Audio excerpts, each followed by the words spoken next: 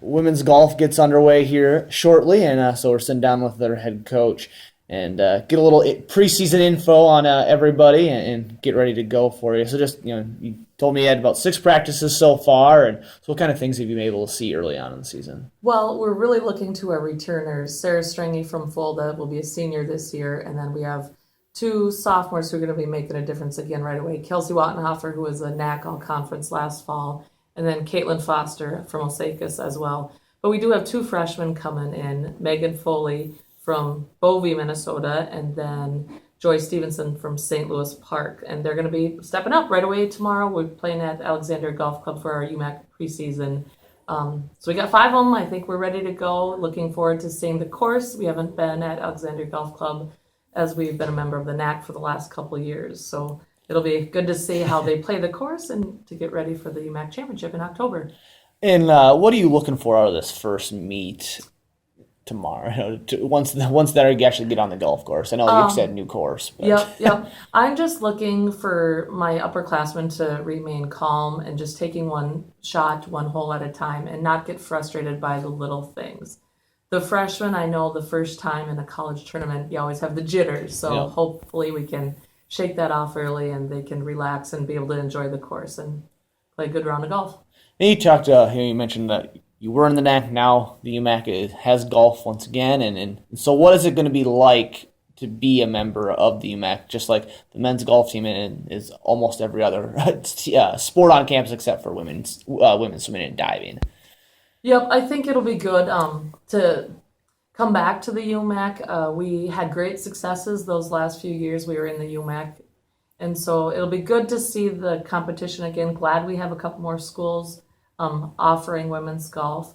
So we'll really get a feel for what the other schools are doing tomorrow. And I think we'll be very competitive.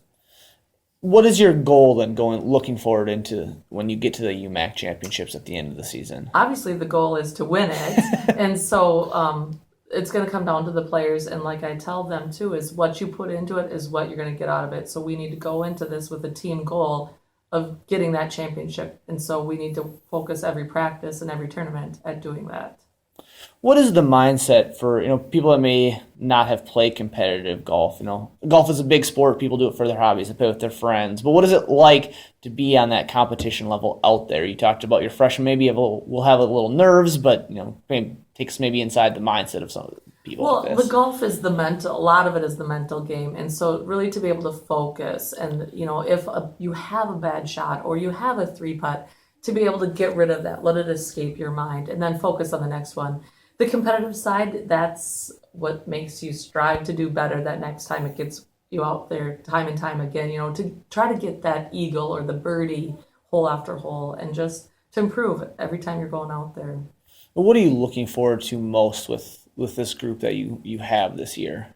I am looking forward to the competitiveness. I mean, we've been good. We've had, 3 golfers, pretty steady every year. But this year I think I have 5 for sure. So it's going to be nice if we can get all of them to every tournament. If not, it's nice to have those extra 3, for when the student athletes have to stay back for a class, lab, test, to be able to offer everyone an opportunity to compete. What's the biggest difference between, you have most of your meets leading up to the UMAC tournament are one-day meets. So what is it like trying to get from that, one-day meet all the way until you get to the UMAC championship where you play 3 days in a row? That's why I always try to schedule at least 1 2-day tournament during the season so you can get a feel for that, because 3 days is tough, especially in October.